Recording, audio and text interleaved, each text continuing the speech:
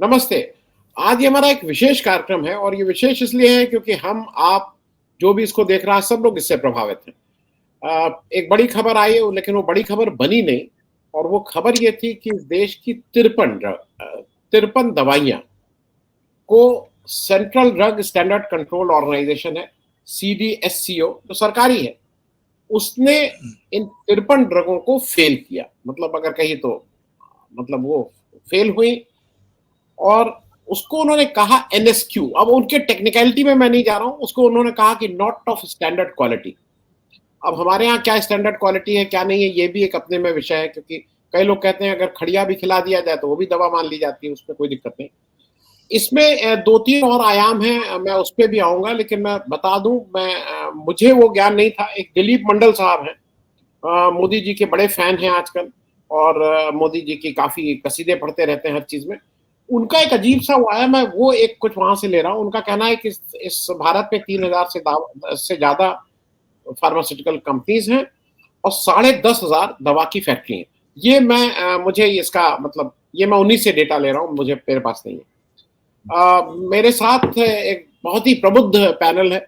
दिनेश ठाकुर साहब हैं। दिनेश ठाकुर साहब अमेरिका में रहते हैं, हिंदुस्तानी, और हमें गर्व इस बात का है कि ये पिछले काफी सालों से, मतलब कई एक दशक से ज्यादा से, ये केवल मानवता में अपना समय लगाते हैं। जहां जहां ये गलती होती है, जहां जहां ये होती है, उसके लिए रहते हैं। दिनेश जी का मैं एक और परिचय बता दूं। जब मैंने आज दो तीन लोगों, बड़ी कंपनी के लोगों से बात की, नाम लेना उचित नहीं है, पहले हाँ हाँ बोले, जैसे हुआ कि दिनेश ठाकुर साहब को भी मैंने पकड़ा तो उनका अच्छा, फिर वो किसी बहाने से या तो उनका पेट खराब हो गया या किसी के बीबी का सिर में दर्द हो गया, कुछ ना कुछ समस्या आप वो आ गई। अब हो सकता है अभी नाम से आ जाती हो, इस तरह का बुखार वहां से भी चढ़ जाता हो। तीन लोगों ने, और वो है, और वो मुझे पूरी उम्मीद है कि वो इसको देख रहे होंगे। मेरे साथ अरुण अग्रवाल साहब है। अरुण अग्रवाल साहब ने सुप्रीम कोर्ट में बहुत समय बताया, लेकिन अब ये जनहित के मामलों में बहुत ज्यादा फोर फ्रंट पे बहुत दिनों से थे, लेकिन अब ये फुल टाइम जैसे जनहित के कामों में रहते हैं। शीतल पी सिंह से आप सब लोग वाकिफ हैं, मेरे साथ हैं। और शीतल जी का एक यूएसपी ये है कि शीतल जी बहुत चलते हैं भाई। मतलब मेरे भाई थे, मैं उनको मानता था कि वो बहुत चलते थे, लेकिन एक दूसरा शख्स मुझे दिखा है जो शायद उतना ही चलता है। ये हरदम मतलब मूविंग उसमें रहते हैं। दिनेश जी, शुरुआत आपसे इसलिए कर रहे हैं कि हम सब लोगों में सबसे ज्यादा qualified to make us understand. अच्छा, ये है कि हमारे जरा जनता को भी समझाने की दृष्टि से है। तो पहला जो है आपसे कि क्या ये पहली बार इतने थोक में सरकारी टेस्टिंग लेबोरेटरीज में ये दवाएं फेल हो रही हैं, और जिसमें सरकारी कंपनी भी, हिंदुस्तान एंटीबायोटिक्स की भी कुछ दवा फेल हुई है, और नाम सुन के लगता है पैरासीटामोल, शेलकैल, विटामिन, टेलमीसाट, मतलब ये सब वो दवाइयां जो सुनते रहते हैं इधर उधर, यहाँ से आता रहता है। ये क्या हुआ है, इसको जरा एक इसका बैकग्राउंड बता दीजिए, फिर हम लोग इसको आगे करेंगे।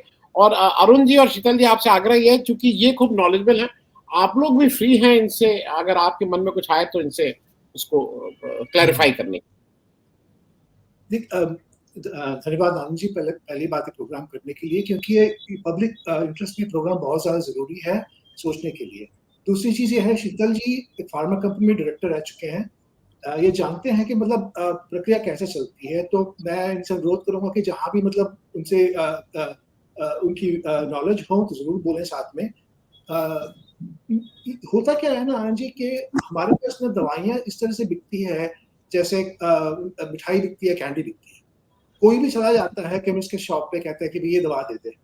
और होता इसलिए है कि शहरों में तो ठीक है, जहां हम लोग रहते हैं शहरों में ठीक है, लेकिन गाँव में ना प्राइमरी हेल्थ केयर चलते नहीं है, ना डॉक्टर होते हैं। आप जाते हैं गवर्नमेंट अस्पताल में, लंबी लंबी लाइनें लगती है वहां पे। तो लोग क्या करते हैं कि मतलब दवाई की दुकान के पास आते हैं, कहते हैं कि भैया सर दर्द हो रहा है, पेट दर्द हो रहा है, कुछ दे दे इसके लिए। और होता क्या है इसके अंदर कि इसके बगैर प्रिस्क्रिप्शन दवाई जब बिकती हैं, प्रॉब्लम ये होता है कि हमें ये पता नहीं होता कि दवाई गुणवत्ता की ठीक है नहीं है, काम करेगी नहीं करेगी। देखिए कोविड के समय कितने हमने देखा, कैसी कैसी दवाइयां बेची गई। फैविपिराविर करके एक दवाई थी जिसके कारण एक कंपनी थी, बता रहा हूँ नाम है, ग्लेनमार्क, उन्होंने अपने क्वार्टरली अर्निंग्स में बताया कि 700 करोड़ रुपए कमाया उस दवाई के कारण, और दवाई कुछ भी नहीं करती थी कोविड की। अब हमारे बाबा रामदेव हैं, उन्होंने कोरोनिल बेची, प्राइवेट में नहीं, और मैं कह रहा हूँ गवर्नमेंट ने खरीद के बेची उसको, डिस्ट्रीब्यूट किया उसको, कुछ भी नहीं होता उस दवाई का। तो ऐसे-ऐसे चीज़ें होती है, पर क्या है ना कि जब हमको मतलब जब बीमारी होती है तो इतना सोचने का समय मिलता नहीं है हमारे पास कि भी सोचें कि दवाई काम कर रही है, डॉक्टर ने जो दवा दिया है, नहीं ठीक है, नहीं है। तो जब ऐसी चीज़ें आती हैं तो सोचने का थोड़ा समय ज़रूर लेना चाहिए, सोचना चाहिए कि हो क्या रहा है हमारे पास। और मैं इसलिए कह रहा हूँ कि पहली बार नहीं हुआ है। इस बारी क्या किया है, क्योंकि मैं लिखता रहता हूँ, कई और लोग भी हैं कि इसके बारे में कहते रहते हैं। प्रेशर जो बना रहे हैं हम लोग ये रेगुलेटर के ऊपर, जिसका नाम आपने लिया है, ये central drug standard control organisation. ये पहले पहले भी ना ये लोग दवाइयाँ कहते थे कि इतनी दवाइयाँ टेस्ट की है, इतनी फेल हुई है, पर नाम कभी नहीं बताते थे कंपनियों का। क्योंकि अब पिछले 2 साल से प्रेशर बन रहा है इनके ऊपर, पहली बार इन लोगों ने ना नाम बताया है कि भई ये कंपनियाँ हैं, ये इनकी दवाइयाँ हैं और ये फेल हुई है करके। क्योंकि पहली बार इन्होंने नाम बताया, इसलिए इतना हवा हो रहा है। और जिनका नाम लिया आपने, जो स्पोक्स पर्सन है हमारे एडमिनिस्ट्रेशन के, वो आके ऐसे दलील दे रहे हैं कि भैया हमारे पास इतनी कंपनीज हैं, इतनी दवाइयाँ हैं। ये क्यों नहीं बता रहे हैं कि भैया इन 50 दवाइयाँ जो फेल हुई हैं, ये कितनी बिकी हमारे यहाँ, कितने लोगों ने ली है। और इसमें ऐसी-ऐसी दवाइयाँ हैं जो ब्लड प्रेशर के लिए ली जाती है। पैरासिटामोल तो सब जानते हैं कि हम लोग क्या कर सकते हैं। हेपरिन करके दवाई है, इंजेक्टेबल है, इसमें कंटामिनेशन पाया गया था। आपको याद होगा कोविड के समय पे रेमडेसिविर की दवाई थी जो कंटामिनेशन के कारण लोगों की मौत हुई थी। तो ऐसी-ऐसी चीज़ें हो रही हैं। और मुझे बड़ा अजीब-सा लगता है कि कोई आके इस तरह से कह दे कि भैया ये लो, इतनी इतनी हमारी कंपनीज़ हैं और इतनी दवाई बना रही है, कौन-सी बड़ी बात होगी? भैया जिसके घर में जान जा रही है, तब वो लोग कहेंगे ना। तो मैं यहाँ रुकता हूँ, और शीतल जी और अरुण जी से भी कुछ बात करेंगे, इनसे भी इनकी राय लें कि ये मुद्दा ज़रूरी है कि नहीं? मैं फर्स्ट राउंड में आप सब लोग एक ओपनिंग रिमार्क दे देंगे। अरुण भाई आप जरा ये बताइए, क्योंकि इसका एक बहुत मतलब ये बहुत क्लोजली रिलेटेड है कहीं ना कहीं से जन विश्वास एक्ट से। क्योंकि जब जन विश्वास एक्ट आया, इसको बहुत लीनियंट कर दिया गया कि अगर आप कोई भी दवा दे दीजिए, कुछ ऐसी छोटा मोटा आपको पेनलाइज कर दिया जाएगा, कंपाउंडेबल है, ये नहीं होगी। मतलब नकली दवाई बनाने वालों को एक तरह से इंसेंटिव दिया गया। मैं तो इसको इस तरह से देख रहा हूँ। मैं जरा जन विश्वास एक्ट और ये ओवरऑल जो हुआ है उस पर एक आपका ओपनिंग हम लोग कमेंट ले लेंगे, फिर हम लोग डिस्कशन शुरू करेंगे। देखिए आनंद जी, ठाकुर साहब ने एक बड़ी वो कोविड वाली बात कही। मैं आपके चैनल पर एक कोविड का बहुत बड़ा खुलासा कर रहा हूं जो कि पब्लिक डोमेन में नहीं है। हमारे ये सारा जो हो रहा था कार्यक्रम, तो इसके मेन सर्वे सर्वा थे एक बलराम भार्गव, एम्स के थे, और वो वही उन्होंने ही कहा कि ट्रैवल बैन कर दो, ये वो, और किताबें लिखी गोइंग वायरल। उसमें वहां पर एक जगह वो लिखते हैं कि जैसे जैसे वायरस का स्ट्रेन बदला, हमने जो है उस स्ट्रेन को सप्लाई किया भारत बायोटेक को। आप याद करिए कि पहला अल्फा चला, फिर बीटा चला, फिर वो डेल्टा चला। बहुत ज्यादा मौतें हुई डेल्टा में। कब हुई? 2021 के मई में जो हुआ, उस समय वैक्सीनेशन आ चुका था। और हमारे पास, इस बात को ठाकुर साहब समझेंगे बड़े अच्छे से, no less than ICMR NIV का लिखित में दिया हुआ है कि जो हमने स्ट्रेन सप्लाई किया भारत बायोटेक को, वो अप्रैल 2000 का था, और उसके बाद कोई भी हमने स्ट्रेन नहीं सप्लाई किया। इसका मतलब कि जो वैक्सीन हम लोगों को 2021 में दी गई, दैट वाज टोटली इनइफेक्टिव। और इसके कारण जो डॉक्टर लोग थे, इन पर्टिकुलर आप लोग सबको ही जानते होंगे, डॉक्टर अग्रवाल वहाँ के हमारे ही नाम के वो टाइटल के दिल्ली के जो थे, उन्होंने डबल वैक्सीन ली। रोज लोगों को वो जो है नसीहत देते थे, फ्री वो चलाते थे क्लिनिक, वो भी उसमें बेचारे चले गए। दूसरी बात, हमारे जैसे लोग जो इस बात को समझते थे, बहुत दिन तक वैक्सीन से बचे क्योंकि ये स्प्यूरियस वैक्सीन थी। मैं एक ऐसा इंडिविजुअल हूं कि कोर्ट में जाके वहां के उससे जो है मैंने वैक्सीन ली 2022-23 के उसमें, वो जब कोवोवैक्स को ये अलाउ नहीं कर रहे थे। तो हमारा ये कहना है कि ये ड्रग एरिया में पॉलिटिकल डोनेशन आ गया है। आप बहुत सारी जो कंपनियों का नाम आप अगर देखेंगे इलेक्ट्रल बॉन्ड में, तो उसमें दवा की कंपनियां भी हैं। तो एक पर्टिकुलर कंपनी का मैं नाम लेता हूं क्योंकि वो फैक्ट है, ये है कडिला, यहाँ गुजरात की। उन्होंने 20 करोड़ या 25 करोड़ रुपए दिए, इनको पहले ही से देते आ रहे हैं, गुजरात के हैं तो चाहते हैं। और उनको भी एक ड्रग का वो मिला, सबक्यूटेनियस का, वो कहते हैं को कोविड में, जो कि वो इस्तेमाल मैंने वो बाद में फेल कर गया क्योंकि उसमें दम ही नहीं था। तो कोविड एक ऐसा वो हो गया कि पैसे कमाने वाला वो काम हो गया, जहां अपने बाबा रामदेव ने भी अपना वो चालू किया प्लेसबो लगा के कि भाई पैसा कमावे। दूसरी बात सबसे बड़ी जो आप कह रहे थे, हमें याद है कि कोई कांड हुआ था और सुषमा स्वराज उस समय थी मिनिस्ट्री में, तो उन्होंने कहा कि हम सख्त से सख्त कानून लाएंगे। उस समय हमें मालूम था कि मैक्सिमम वहां पे लाइफ सेंटेंस था। ड्रग एंड कॉस्मेटिक एक्ट के स्प्यूरियस ड्रग को अगर आप ये करते हैं तो उसके लिए ये सजा थी। तो भाई हमने आई वाज वंडरिंग कि इससे सख्त क्या हो सकता है, तो वो डेथ पेनल्टी की बात कर रही थी। और आज उसको डाइल्यूट करके फर्स्ट टाइम ऑफेंडर को 10,000 की पेनल्टी और 3 साल की सजा, और सेकेंड टाइम अगर ऑफेंड करता है तो 5 साल की सजा, और उसके बाद जो है ये कहते हैं कि वो भी कंपाउंडेबल, सेक्शन 32 में आके कि भाई इसको कंपाउंड कर दिया जाए। मतलब कि आप फर्जी एक इंडस्ट्री करो, पैसे इससे कमाओ, the government will look the other way, आप मिसलीडिंग इश्तहार दो, फिर वो कोर्ट में जाओ। तो इतने जो लैक्स हो गए रेगुलेशन, और ये जो प्रोलिफरेट किया हमारे यहाँ कंपनियों ने, और आप आज बात कर रहे हैं स्पेशली चाइना 1+ पॉलिसी के अंदर में कि हम बन जाएंगे pharmaceutical supplier of the world, तो ये है कि हम 25% जो है या 24% जेनरिक ड्रग यूएसए को जरूर एक्सपोर्ट करते हैं। एक हमारा वो टॉप ऑफ द लाइन है जो कि बहुत सतर्क है, क्योंकि उन लोगों को तो इंडिया के रेगुलेटर में कोई विश्वास है नहीं, तो वो अपना एफडीए का वो हरदम यहाँ पे वो उसको वो करते रहते हैं, और शेयर का दाम क्लियरेंस मिल गया तो बढ़ जाएगा, क्लियरेंस नहीं मिला तो जो है 10% गिर जाएगा। ये होता रहता है जब यूएस रेगुलेटर के क्लियरेंस के मुताबिक जो है ऊपर नीचे जो है होता रहता है। तो वहां तो बाहर का आदमी आके रेगुलेट करके वहां जा रहा है। और एक बात और बताएं कि हम एक बहुत बड़े शख्स को जानते थे, ठाकुर साहब जानते होंगे, डॉक्टर रंजैया रेड्डी को मैं पर्सनली जानता था, मैं उनका बड़ा फैन था। वो आईडीपीएल में नौकरशाह थे, वहां से उन्होंने वो किया कि प्रोसेस और पेटेंट का जो उन्होंने वो किया, उसके कारण हमारी फार्मास्यूटिकल इंडस्ट्री बहुत ज्यादा ग्रो करी। उसके पीछे उनका बहुत बड़ा कंट्रीब्यूशन था। और एक बार वो बात कर रहे थे तो उन्होंने ये सब बता रहे थे, मैं उनकी कंपनी का वो देखा तो आप नहीं मानेंगे, उनका रिसर्च का बजट जो है हमारे आईसीएमआर से ज्यादा है। इतना बड़ा वो करीब 2000 करोड़ जो है वो खाली रिसर्च में लगाते हैं। तो हम ये कहना चाहते हैं कि जो जेन्युइन, और वो लोग क्या करते हैं कि जैसे ही ऑफ पेटेंट होती है दवा अमेरिका में, वो एकदम लाइन में रहते हैं कि हम पहले फाइल करके उसको जेनरिक वर्जन उसका हम लगा दें।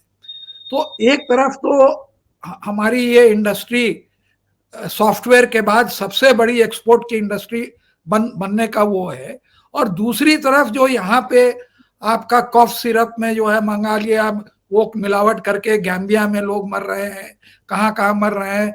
WHO कहता है कि गलत है। आप सबसे पहले कोई आपने उसके ऊपर टेस्टिंग वगैरह नहीं करी, आपने पहले डिफेंस कर दिया एप्लीकेशन गलत है। तो ये जो, और CDF उसमें भी अपॉइंटमेंट में भी घपला हो रहा है। ये स्पीड के तरफ से ही लोग दवाइयों को वो कर रहे हैं। अभी देखिएगा वेट लॉस पे करीब 3 कंपनियां लगी हुई हैं। अब देखिएगा वो सबसे हॉटेस्ट ड्रग है, उसका कैसे क्लियरेंस होता है। तो बहुत सारी खामी, और ठाकुर साहब जैसे जानने वाला कोई आदमी नहीं है। और हमें तो ये हैरानी होती है, हम तो ये सोचे कि it is a great honour to be debating with him, समझा ना, कि कुछ जरा पढ़ ले। तो नहीं ठाकुर साहब, we cannot debate, we can only discuss with him. वो तो हाँ वही इतने बार आपसे भी I can not debate, I can only discuss with you. नहीं हाँ तो हम शीतल जी शीतल जी, हाँ शीतल जी एक चीज मुझे बताइए, एक मेरे रिलेटिव हैं, मेरे घर के हैं, आप उनके पड़ोसी रहे हैं, सरकारी बड़े मेडिकल कॉलेज में बहुत सालों तक रहे, वो दवा जब की बात होती है तो कहते थे यहाँ से मत दवा लेना, कहते लिख लो बाहर से उस केमिस्ट से ले लेना। वो मतलब एक व्यक्ति जो एक उस पूरी उसका एक बड़ी संस्था का एक बड़ा पार्ट है, उसको अपने मेडिकल कॉलेज की दवाओं पे विश्वास नहीं था कि यहाँ की दवाएं, इसका मतलब दो लाइन ऑफ प्रोडक्शन है, एक कोई स्पूरियस चल रहा है, कोई चल रहा है। मैं इसलिए आपसे पूछ रहा हूँ कि जो फार्मा कंपनीज है उस पर क्या फर्क पड़ता है? अब ये फेल हो गई तो इसको वो दूसरी वाली लाइन तो एक खुली हुई है ना। तो आप विथ योर एक्सपीरियंस, आप विदेश को भी समझते हैं, आप इस इंडस्ट्री को भी समझते हैं, ये ओवरऑल एक ओपनिंग उसमें कर लें, फिर अगर कोई प्रश्न भी हो तो दिनेश जी से आप वो प्रश्न भी पूछें, और एक ओपनिंग स्टेटमेंट शीतल में। देखिए, हमारे देश में जो उत्पादन का तरीका है, हम इस धंधे में, वो ठीक बताया हमारे मित्र ने इसके पहले कि सॉफ्टवेयर के बाद ये हमारा सबसे बड़ा, आप कह सकते हैं, एक्सपोर्ट में एक सफलता का पर्याय है। दवाई हम सप्लाई करते हैं। इसमें ये समस्या है हमारी कि हमने दो तरह की प्रणाली मैन्युफैक्चरिंग की अपने देश में परमिट कर रखी। एक प्रणाली तो वो है जिसकी हम शिकायत कर रहे हैं, अभी बातचीत कर रहे हैं, और इस प्रणाली के और भी दोष हैं कि इसी तरह की चीजों से जो एक्सपोर्ट अफ्रीका या ऐसे देशों में किया जाता है जहां हमसे भी कमजोर प्रशासनिक इकाइयां हैं, जहां रेगुलेशन के लिए अच्छी बॉडीज नहीं है, कायदे कानून नहीं है, सरकारें ढीली ढाली है, तो वहां हम ऐसे कफ सिरप तक बेच देते हैं जिससे बच्चों की मौत हो जाती है। और हमारे यहाँ भी होती है, हमारे यहाँ तो किसी चीज की कोई गिनती नहीं है, क्योंकि वो 150 करोड़ वाली आबादी का मामला है, बहुत जगह बहुत सारी चीजें चल रही। लेकिन हमारे देश में हमारी ही बहुत सारी कंपनियां आज दुनिया के सर्वोत्तम बाजारों के लिए यूरोप में या यूएस में भी सप्लाई कर रही हैं, लेकिन वो जो मैन्युफैक्चरिंग वो करती हैं उसको वो एफडीए स्टैंडर्ड से फैक्ट्री चलाते हुए मैन्युफैक्चर करती हैं। तो उनकी कंपनियों की जांच करने के लिए विदेशी उन देशों ने ऐसी संस्थाएं हैं जिनको अधिकृत कर रखा है कि वो इनकी गुणवत्ता की समय समय पर लगातार जांच करते रहें। और ये जांच करने में कई बार इनमें जब दोष पाया जाता है कि उस गुणवत्ता का पालन नहीं कर रहे हैं, तो उनका प्रोडक्शन रोक दिया जाता है, या उनकी सप्लाई रुक जाती है, या उनके ऑर्डर्स कैंसिल हो जाते हैं, या दवाएं वापस हो जाती हैं। ये सब उन पर होता है। तो एक ही देश में हमने दो प्रणाली रखी हुई है, जैसी हर चीज में हमने रखी हुई है। शिक्षा में जिसके पास पैसा है वो बेस्ट एजुकेशन यहीं पा सकता है या बाहर जा सकता है, बाकी लोगों के लिए घासलेट रखा हुआ है। खान पान में, दवाओं में भी हमने यही रख रखा है। ये तुरंत बंद होना चाहिए। सबसे ज्यादा इस पे हैमर होना चाहिए कि जो बेहतर प्रणाली है, जिसको दुनिया में सर्वोत्तम देश जो ज्यादा अच्छे रेगुलेशन का पालन करते हैं, जिन कानून कायदों से वो दवाएं अपने लिए हमारे देश में बनवा के हमारी फैक्ट्रियों से अपने यहाँ ले जा रहे हैं और इस्तेमाल कर रहे हैं और चेक भी रख रहे हैं, वही चीज हम अपने देशवासियों के लिए क्यों नहीं लागू करते? ये सवाल है। हम तो मैं तो कंपनी चला चुका हूं, मतलब हूं, हमारी पारिवारिक कंपनी है, अभी भी चल रही है, बेटा उसको देखता है। हम लोग एक्सपोर्ट करते हैं, तो हम जानते हैं कि क्या पैरामीटर्स उसके लिए फॉलो करने होते हैं, और उन पैरामीटर से हम सच बता रहे हैं, भारत में बिकने वाली किसी दवा के दाम को हम उसका मुकाबला नहीं कर सकते। हम चकित हो जाते हैं, क्योंकि वैसी ही चीज हम बना के जब उनके लिए कर रहे हैं, तो जिस कॉस्ट में हम बना रहे हैं उससे सस्ते में बाजार में वो बिकती हुई मिलती है। यानी उसमें कई लेयर्स का जो कमीशन है वो जारी रहता है, तो निश्चित तौर पर उसमें घोटाला ही हो रहा होगा। और ये तो इन्होंने 50-55 दवाओं की बात की, मुझे तो पूरा विश्वास है कि 90% से ज्यादा हमारी दवाएं जो भारत में बिक रही हैं भारतीय कंपनियों द्वारा वो स्पूरियस होंगी, और 100% भी हो सकता है। जो भी पॉपुलर ब्रांड है, कोई पॉपुलर दवा है, वो निश्चित जान लीजिए कि उसके डुप्लीकेट्स आ जाते हैं, और खुद बनाने वाली कंपनियां कंप्रोमाइज करती हैं, और वो यहाँ के बाजार के लिए उन्हीं चीजों को मिलावट भरा बना रही हैं। ये बहुत कठिन स्थिति है। और नकली दवाइयों पर आप भागीरथ पहले आए यहाँ दिल्ली में, जहां इसका बाजार है बिल्कुल मछली बाजार की तरह है। एक ही इस तरह की जेनरिक जो पॉपुलर दवाएं हैं जैसे पैरासीटामोल है, एनाल्जीन वगैरह थी, ये सब है, जितने भी कॉमन दवाएं हैं ये सब बिल्कुल मछली की तरह बिकती हैं, रेट इनके ऊपर नीचे वहीं हो जाते हैं। तो ऐसे कैसे हो सकता है? ये एरिया ऐसा नहीं है कि आप इसे मछली बाजार में बेच सकें, और इसकी परमिशन देना भी बिल्कुल अपराध है। लेकिन ये अपराध अनवरत जारी है और इस पर बिल्कुल कोई रोकथाम नहीं। झूठ बोलने वाले अनेक नेता आते हैं, जब कोई घटना हो जाती है इस मामले पे तो उस तरह से बवाल ही नहीं हुआ। देखिए, हमारे रामदेव जी की 50-60 दवाएं, 50-60 उनके प्रोडक्ट, उसमें मिलावट और नकली पाए गए। क्या ऐसे लोगों पर हमारे देश में हम कोई कार्रवाई होते हुए नहीं देखते? मान लीजिए कोई जुर्माना हो गया, इससे क्या होता है? ये अपराध है भाई। जैसे आप गाय का घी नकली बेच रहे हैं, खाने पीने की चीजों में और दवा में नकलीपन जो है, ये ऐसा अपराध है जिस पर बहुत सख्त प्रशासनिक पकड़ होनी चाहिए, रेगुलेटरी और पीनल भी, दोनों, ये दोनों बहुत सख्त होनी चाहिए। लेकिन ये दुर्भाग्य से हमारे यहाँ जैसे वैसे भ्रष्टाचार की वजह से कोई भी एरिया सुरक्षित नहीं है। लेकिन इस एरिया के सुरक्षित होने से जो नुकसान है, जैसा हमारे मित्रों ने बताया, मैं उसको क्या दोहराऊं, कोविड वगैरह में लूट मार हुई और हमारे 40-50 लाख लोग मारे गए। हमारे पास तो ये गिनती भी सही नहीं है कि कितने लोग कैसे मारे गए। हमारा जैसे प्रोडक्शन के मामले में स्पूरियस है पूरा कैरेक्टर, वैसे ही इन सब के आंकड़े बनाने के मामले में भी वही हाल है। तो बहुत शर्मनाक और दुखदाई स्थिति है, और ये बीच बीच में इस तरह की सूचनाएं आ जाती हैं। लेकिन इन पर अनवरत प्रेशर बनाने की जरूरत है कि भाई एक ही देश में दो प्रणाली कैसे चल रही हैं और हम उसे क्यों चलने दे रहे हैं। रईस देशों के लिए दूसरी प्रणाली, अच्छी प्रणाली, और हमारे गरीब मुल्क के लिए और हमारे जैसे गरीब मुल्कों के लिए दूसरी प्रणाली। ये रेगुलेशन की ये दो प्रणालियां बदलनी चाहिए, और जो बेहतर प्रणाली है सिर्फ उसी को लागू करना चाहिए, ये मैं कहना चाहता हूँ। जी, मैं कुछ चीजें हमारे यहाँ भगवान भरोसे चलती, मैं एक छोटा सा आउट ऑफ कंटेक्स्ट है बता दूं।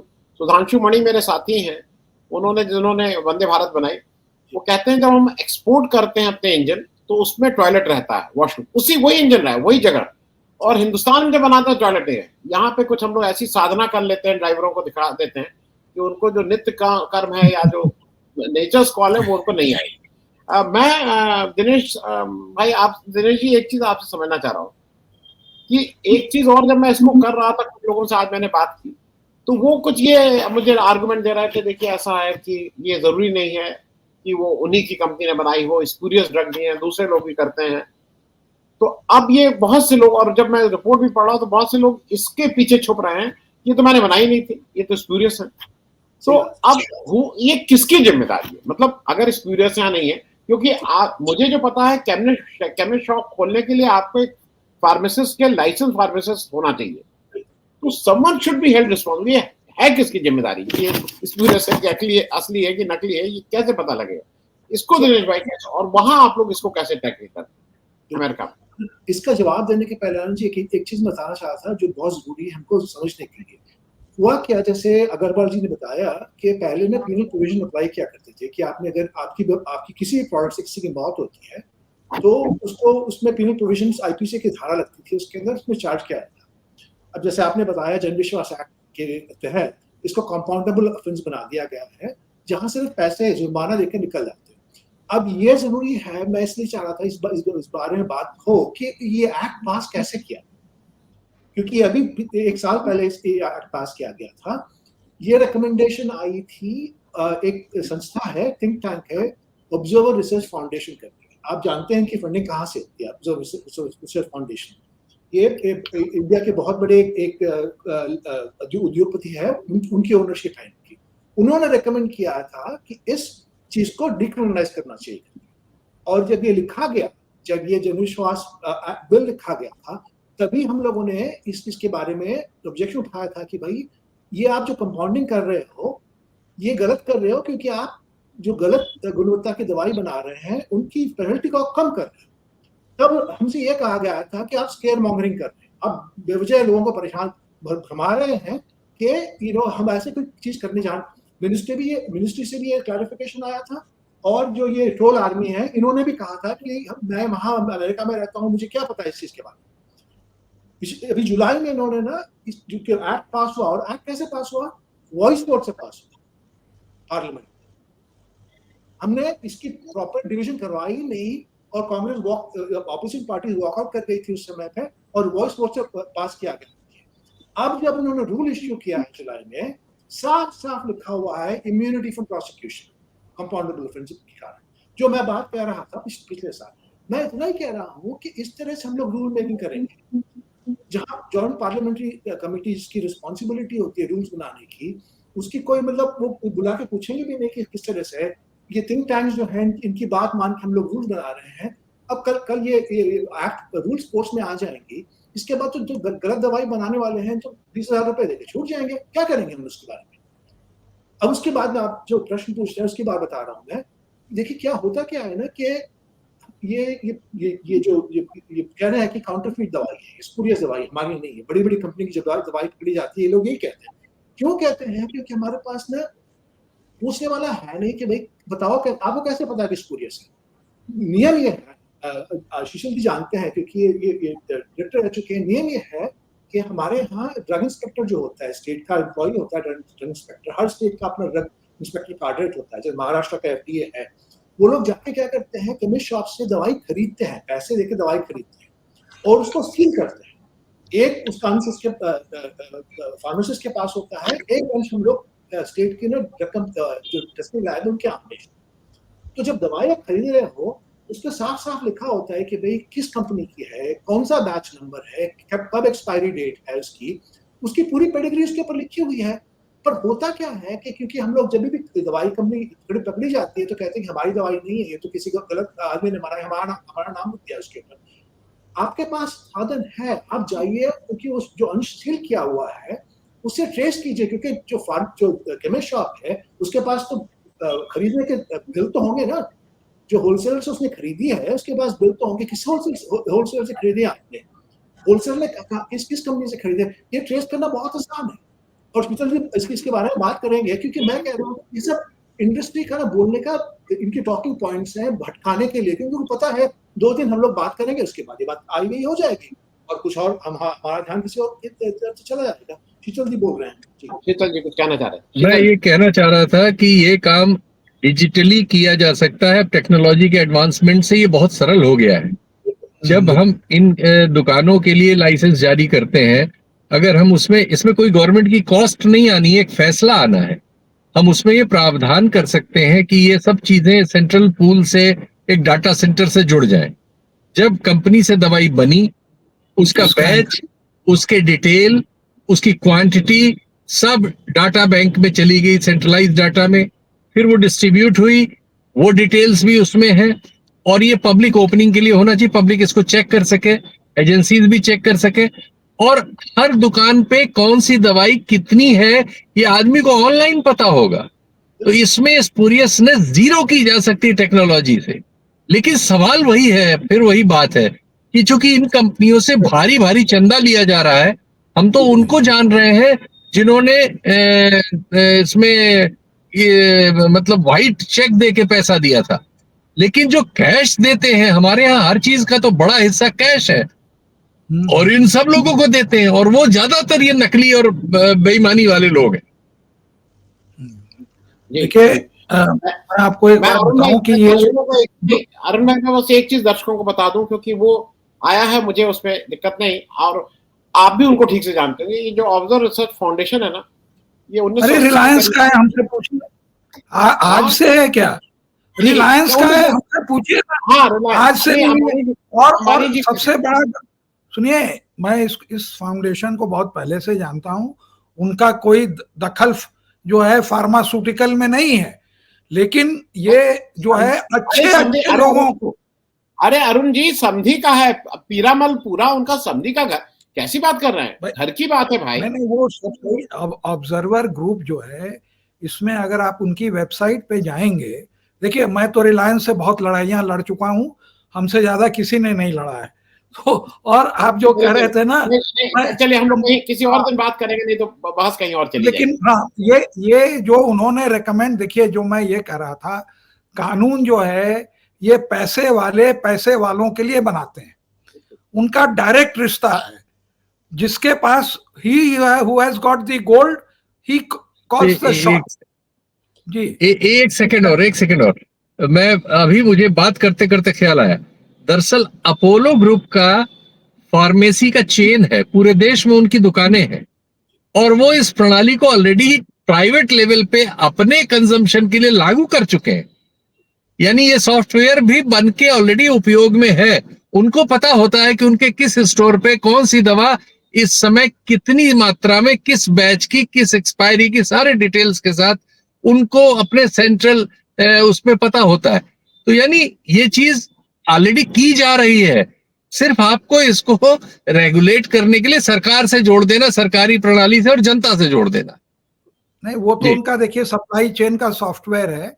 एक और कंपनी है मेडी प्लस करके, उसने भी जो है बहुत सारे स्टोर्स खोले हैं, अच्छा काम कर रहे हैं। एक जगह रजिस्टर हो जाइए, कहीं भी चले जाइए, वो आपको डिस्काउंट भी अच्छा देते हैं, अपोलो वाले भी देते हैं। तो ये जो स्पूरियस दवा है, देखिए स्पूरियस दवा एक बहुत बड़ा धंधा है। मैं किसी मैन्युफैक्चरर से बात कर रहा था कि आप लोग क्यों नहीं कुछ करते हैं, तो कहते हैं अपना काम करें कि मैं इन लोगों के पीछे जाएं।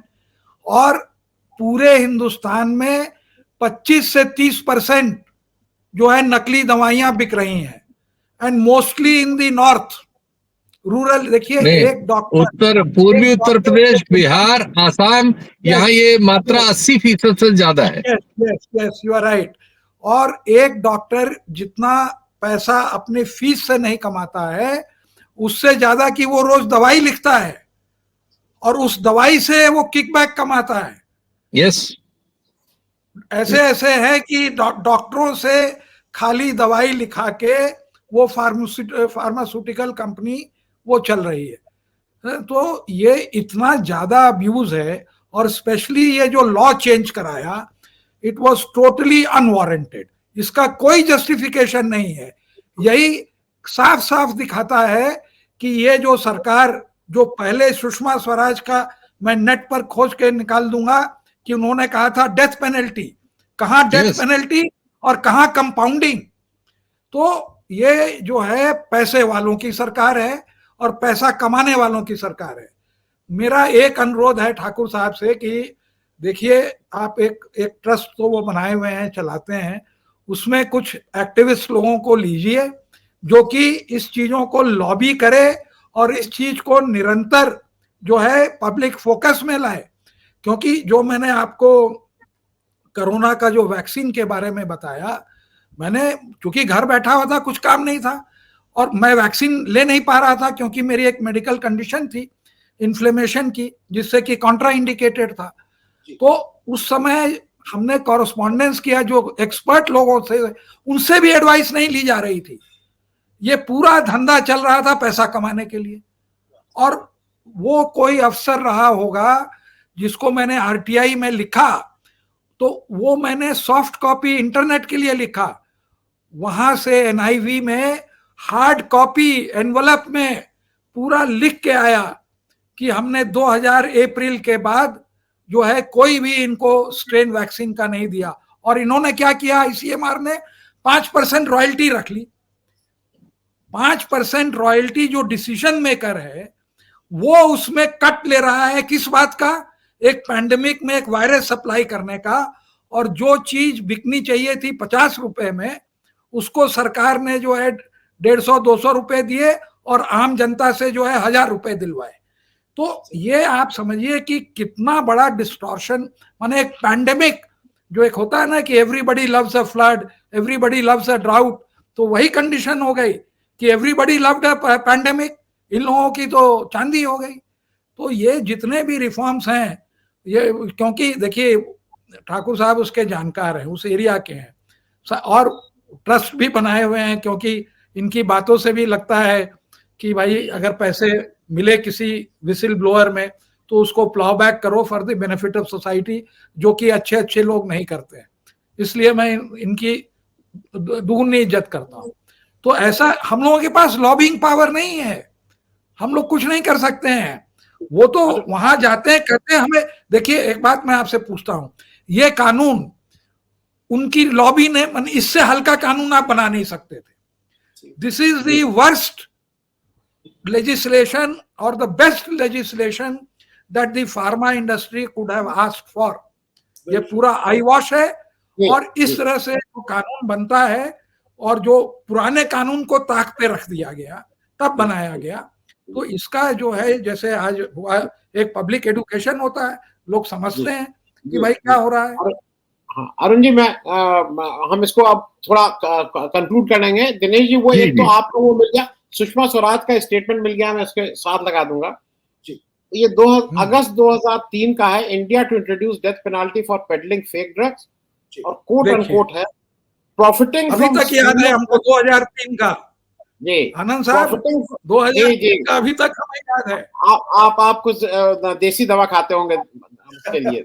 नहीं, हम इस तरह की चीजें याद रखते हैं, activist. Profiting from spurious drug that might harm or kill innocent people is equivalent to mass murder, said Mrs. Swaraj after receiving an interim report. ये उनकी थी और ये उनके रिकमेंडेशंस थे। खैर, मैं दिनेश जी आप जरा वे फॉरवर्ड कर लें, क्योंकि इसको क्लोज करेंगे। जी जी, ये तो हो गया, लेकिन एज अ पेशेंट, मैं पेशेंट हूँ, अब ये तो अभी भी केमिस्ट शॉप में ड्रग रखी हुई है। अब इसको खरीदें ना खरीदें, क्या करें, मतलब ये समझ में नहीं आ रहा है। तो इसमें आप एक तो इस पे कुछ बता दीजिए, और जैसा अरुण जी कह रहे हैं, कुछ वे फॉरवर्ड इसका मतलब क्या किया जा सकता है। अगर सोशल मीडिया वाले इस देश की डेमोक्रेसी को, मैं ये नहीं कहूंगा वो, लेकिन अगर उनका एक योगदान हो सकता है, तो इस तरह की एक सोशल कॉज के लिए भी थोड़ा अवेयरनेस किया जा सकता है। तो पहली चीज, आम आदमी क्या करे, उसको अगर वो केमिस्ट शॉप में जाके क्या करे। नहीं आनंद जी, देखिए, दो चीज अच्छी हुई है, क्योंकि पिछले 2 साल से ना प्रेशर बनाने के कारण आज एटलीस्ट हमारा जो रेगुलेटर है ये सूचना एटलीस्ट दे तो रहा है। क्योंकि ये बात नहीं कि पहली बार ये चीज होगी, हमारे बहुत सालों से होती जा रही है, और ये हर महीने आती है रिपोर्ट। ये इस बार इन्होंने नाम साझा किए हैं, और मुझे लगता है कि हम जैसे लोग इस पर प्रेशर बना के रखिए, भाई बताओ, कि एटलीस्ट बताओ तो सही कौन सी कंपनी है, क्या कर रही है। एक चीज ये है। दूसरी चीज ये है कि ये जो खबरें आ रही हैं, ये हमेशा ना इंग्लिश मीडिया का होकर रुक जाती है। इसीलिए आपका ये प्रोग्राम बहुत जरूरी है, क्योंकि जो हिंदी भाषी लोग हैं, जो ज्यादातर इंग्लिश पेपर नहीं पढ़ते हैं, इंग्लिश वेबसाइट्स नहीं देखते, उन तक भी ये न्यूज आना बहुत जरूरी है जी। क्योंकि जब हमको पता ही नहीं होगा तो हम करेंगे क्या उस चीज के बारे में ना। तीसरी चीज ये है कि जब भी हम डॉक्टर के पास जाएं, तो डॉक्टर से प्लीज पूछे तो सही कि हमने ये चीज पढ़ी है, अखबार में आया है, न्यूज में रिपोर्ट हुआ है, मैं आनंद जी का प्रोग्राम देखा है, आप बताइए डॉक्टर साहब, क्योंकि आपके पास और भी पेशेंट्स आए हैं, इनको लग रहा है कि इनकी दवाई काम कर नहीं रही। क्योंकि हम लोग करते क्या है, जब दवाई काम नहीं करती है तो वापस जाते हैं डॉक्टर साहब के पास, कहते हैं डॉक्टर साहब ये दवाई काम नहीं कर रही है। होता क्या है ना आनंद जी, डॉक्टर लोग भी, उनको पता नहीं होता, लोग कहते हैं कि आपकी दवाई बदल देते हैं, और हम लोग ये कभी नहीं पूछते कि डॉक्टर साहब दवाई बदल क्यों रहे हो आप, ऐसी क्या कमी है इस दवाई के अंदर जिसके कारण आप जो पहले वाली दवाई लिखी थी आपने उसको चेंज करके दूसरी वाली दवाई दे रहे हो।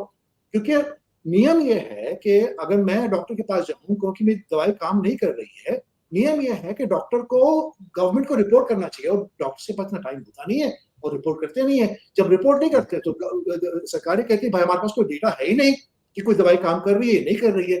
तो मैं ये कह रहा हूँ कि हम जैसे लोग जो हैं, जब हम डॉक्टर के पास जाते हैं, ये जरूर पूछें डॉक्टर साहब से कि डॉक्टर साहब दवाई चेंज बदल क्यों रहे हो, और जब बदल रहे हो दवाई तो बता रहे हो किसी को कि मैंने पेशेंट की दवाई लिखी है और दवाई काम कर नहीं रही है।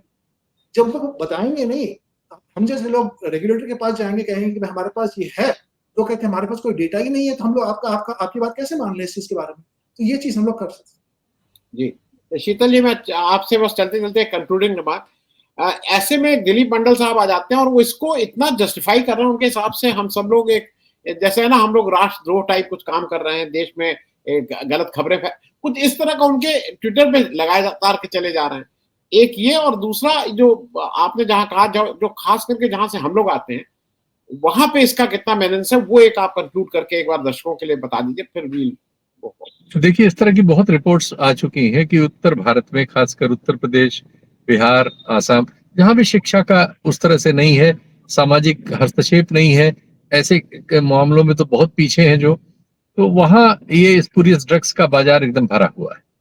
और ये वो भाव से चलता है कि अगर 15 रुपए में कोई एक कंपनी बॉक्स दे रही है तो दूसरी कंपनी मिट्टी मिला के 14 रुपए में दे देगी, लेकिन मार्केट छीनने की कोशिश करेगी। और इस कंपटीशन से, चूंकि रेगुलेटर सिर्फ रिश्वत ले रहे हैं, इस कंपटीशन से जो जिले में ड्रग इंस्पेक्टर वगैरह होते हैं सिर्फ रिश्वत ले रहे हैं। जैसे हमारे यहाँ लेबर इंस्पेक्टर होता है, वैसे ड्रग इंस्पेक्टर अनफॉर्चुनेटली एक्ट करता है, जैसे थानेदार करता है, सब एक ही जैसा हो, इंस्पेक्टर टर्म में एक ही सब हो गए। तो ये इसमें बहुत आमूल चूल परिवर्तन की जरूरत है। और ये हमारे आपको तो जो हम आप कर रहे हैं यही कर सकते हैं, और ये करना चाहिए। नागरिक बोध जितना हम विकसित कर सकें, इसके अलावा कोई विकल्प नहीं है बहुत सारे सवालों पर। लेकिन ये बहुत जरूरी सवाल है, क्योंकि ये जिंदा रहने और मर जाने के बीच का कई मामला है, इसलिए इस मामले की पूरी गंभीरता होनी चाहिए। मैं समझता हूँ, मैं आपसे इजाजत भी लेना चाहूंगा, तो कार्यक्रम अगर आप कंक्लूड कर दें तो अच्छा है। आप मैं निकले, बस कंक्लूड कर रहे हैं 1-2-3 मिनट में। अरुण भाई, बस एक चीज आप बता दीजिए चलते चलते, कि ये हिंदुस्तान में एक बड़ी भारी भारत में दिक्कत ये हो गई है कि लोग इस पे बोलने को नहीं तैयार है, क्योंकि डॉक्टर इसलिए नहीं बोलता, उसको लगता है कि वो कमीशन बंद हो जाएगा। आप फार्मा वाले जाइए, वो इसलिए नहीं बोलता। इस पे बोलने वालों की इतने कम, मतलब सब गूंगे हो जाते हैं। तो इसको इस समस्या को कैसे एड्रेस किया जाए, इस पे अरुण जी आपका क्या विचार? अरुण जी। नहीं, देखिए, सबसे बड़ी बात है कि जो इंडस्ट्री में जो अच्छे लोग हैं वो भी बोलने से डरते हैं, क्योंकि वो रेगुलेटेड हैं। आप एक बात मार्क करिएगा कि Maharashtra, Bombay region, Hyderabad region, Karnataka region, यहाँ पे ये सारी रेप्यूटेड एक्सपोर्ट वाली कंपनियां हैं। लेकिन फार्मास्यूटिकल में एक गुजरात का भी बहुत बड़ा कंट्रीब्यूशन है। मैं उसके बारे में अब ज्यादा नहीं बोलना चाहता हूं, यहीं पर छोड़ देता हूं। इसीलिए ये डाइल्यूशन हुआ। जितना भी है वो बहुत ज्यादा ओरिजिन, वहां पे उतना रिसर्च नहीं होता है, वहां पे प्रोडक्शन होता है, सब स्टैंडर्ड वो सब हो रहा है। तो जो आप कह रहे हैं, इसीलिए मैंने कहा कि जनता के लिए बोलने वाला कोई है ही नहीं, और एक ऐसा एरिया है जो कि बहुत जरूरत है। भाई, डॉक्टर एक तरफ है, अगर उसको दवाई ठीक नहीं मिली, डायग्नोज हो गया कि इसको ये है, और उसके बाद पता चला कि असेंशियल ड्रग में अडल्ट्रेशन है, स्प्यूरियस ड्रग है, तो जो आदमी को और सब चीजें मिली उसके कारण वो मर जाएगा। और हर जगह अपोलो नहीं पहुंचा है, हर जगह जो मैंने आपको बताया मेडी प्लस नहीं पहुंचा है। जब ये चेन पहुंच जाएंगे तो बहुत सारी दुकानें बंद हो जाएंगी। हमने कर्नाटक में देखा, जहां मेडी प्लस पहुंचा, 2-4 दुकानें जो थी वो बंद हो गई। लेकिन वो बिहार में फंक्शन करे ये बड़ा मुश्किल है, यूपी में करे वो मुश्किल है। तो देखिए, इसका समाधान बड़ा कॉम्प्लेक्स है। एक तो अवेयरनेस, और दूसरा कि एक ऐसी बॉडी को फंड करना कि जो लोग बोलें इसके खिलाफ। वो 2-4 ऐसे बढ़िया मैगजीन में लिखने से नहीं होगा। जो आपने आज काम किया, ये अगर बात 50,000 लाख लोगों तक पहुंचती है तो एक अवेयरनेस होती है और एक डिस्कशन का माहौल बनता है, और ये बहुत जरूरी है। These are the essential things that we have to let people know, inform. Dinesh ji, concluding statement इसलिए आपसे, क्योंकि आप इसमें सबसे, हम सब लोगों में you are the most qualified as far as this. लेकिन मैं एक चीज और जरा आपसे एक चीज और पूछ लूं, कि ये पता सबको है, हम सबको, लेकिन पहुंचे कैसे? जैसे अरुण जी कह रहे हैं, हम लोग को भी लग रहा है आप वहां पे हैं भारत में, अगर आपके कुछ इस तरह के कंटैक्ट हैं जो बोलने को तो तैयार हो, मतलब ये एक इतना बड़ा समस्या रहती है। अरुण जी को मैंने कहा, ये तुरंत ही वॉज मोर देन ये नहीं बिल्कुल आएंगे, इस पे करेंगे, मैं अपनी पढ़ाई कर ले रहा हूँ, लेकिन otherwise people are not ready to talk. इस समस्या को कैसे हैंडल करते हैं आप? वहां पे भी ये दिक्कत होगी। देखिए आनंद जी, दिक्कत तो है, क्योंकि मैं भी कोशिश करता हूँ कि इंडिया में मतलब लोकल लोग बोले मेरे से ज्यादा, क्योंकि मेरे हमेशा यही कहते हैं कि तुम वहां रहते हो, तुमको क्या पड़ता है यहाँ रहने से। अरे भैया, मेरे पेरेंट्स रहते हैं, मेरी फैमिली रहती है, जरूरी थोड़ी है कि मैं यहाँ तो बोलूँ नहीं इस बारे में। मेरा सारा 10 साल से इस चीज पे काम किया है। धीरे धीरे होगा, जिसमें क्या होगा ना कि हम जैसे लोग बोलेंगे तभी लोगों में थोड़ी हिम्मत आएगी। अरुण अग्रवाल जैसे लोग बोलेंगे, थोड़ी हमारे में हिम्मत आएगी। जो लोग, मतलब देखिए, आज का प्रशासन ऐसा हो गया है कि लोग डरने तो लगे हैं। आपको पता ही है कि एनवायरमेंट कैसा है आजकल, पॉलिटिकल एनवायरमेंट कैसा है। कुछ बोलो तो फिर स्टेट की मशीनरी आपके पीछे पड़ जाती है उल्टे सीधे तरीके से। तो लोग डरते तो हैं, पर नहीं बोलेंगे तो आनंद जी हमारा ही ये नुकसान है इसके अंदर, फैमिली का नुकसान है। जैसे मैं कह रहा था ना, जिससे हमें हमको सोचना पड़ता है इसके बारे में, जब हमारे घर में किसी की मतलब तबीयत खराब होती है, किसी को अस्पताल ले जाना होता है, उस समय समय नहीं होता इस चीज के बारे में बात करने का। अगर हम इस समय बात नहीं करेंगे, जब जल्दी होगी, जब ये किसी को हॉस्पिटल में एडमिट करवाना होगा, तब हमारे पास समय नहीं होगा पूछने के लिए कि भैया दवाई सही है नहीं है, काउंटरफीट है, स्पूरियस है, सबस्टैंडर्ड है, किस कंपनी की दवाई है, इनका कोई रिकॉर्ड है नहीं है, किस तरह की रिकॉल हुई है नहीं हुई। कौन पूछता है? उस समय समय होता है कि हमारे पास पूछने के लिए? अभी है समय। इस समय हम नहीं बोलेंगे तो फिर आगे हमें नुकसान होगा, हमारी फैमिली को नुकसान होगा, और किसे होगा फिर इसके बारे में। बहुत बहुत धन्यवाद दिनेश भाई और Arun ji, thank you so much for joining and let us नहीं try to continue this thing. ये तो जन जागरण की बात है, as a CSR of our social responsibility हम लोग इसको करते रहेंगे। बहुत बहुत धन्यवाद, थैंक यू सो मच।